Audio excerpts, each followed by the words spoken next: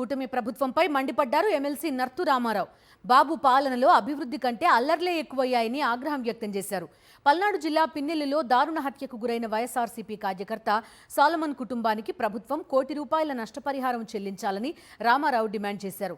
YS Jaganmohan Reddy పాలనలో తీసుకొచ్చిన ప్రభుత్వ మెడికల్ కాలేజీలను కూటమి ప్రభుత్వం ప్రైవేటీకరణ చేయాలనుకోవడం దారుణమని విమర్శించారు రామారావు.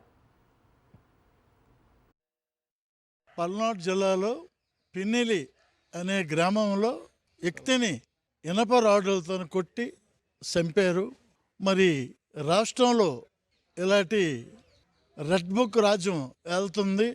మరి పరిపాలన ఎన్ని రోజులు సాగదని మనం చేస్తున్నాం.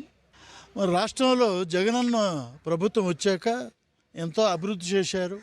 ప్రజలకి అందుబాటులో ప్రతి జిల్లాలో ఉండాలని 17 మెడికల్ కాలేజీలు తెచ్చి 5 కాలేజీలు దానిలో పూర్తి చేస్తే ఈరోజు ప్రైవేటీకరణకి ఇచ్చి వాళ్ళు లబ్ధి పొందడానికి చంద్రబాబు నాయుడు ఆలోచిస్తున్నాడు.